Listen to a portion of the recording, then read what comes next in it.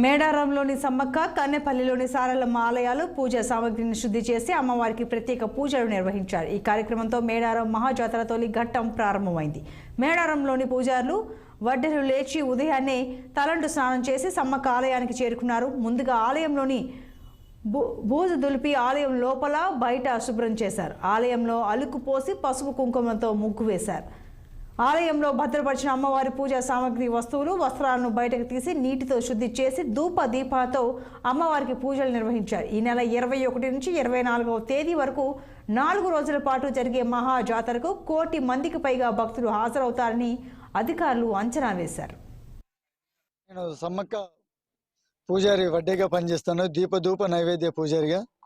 అదేవిధంగా మా తోటి ఉన్నటువంటి సిద్ధువైన మునిందరు సమ్మక్క పూజారి, మేను పూజారి, తర్వాత వాళ్ళ ఇంటి దగ్గర నుండి మనకు అమ్మవారి పాన్పు రావడం జరుగుతుంటుంది.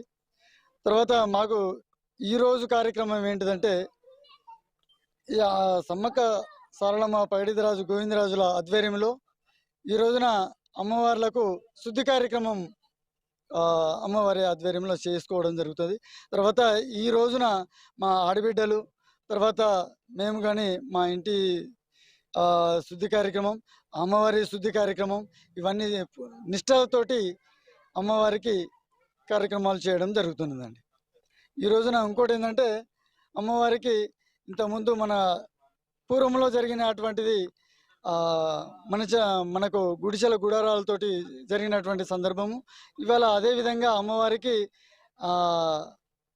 ఎట్టగంటలతోటి గడ్డితోటి గుడిసెలు కప్పేసి మేము అమ్మవారి నిష్టలతోటి పూజా కార్యక్రమం స్టార్ట్ చేస్తున్నామండి.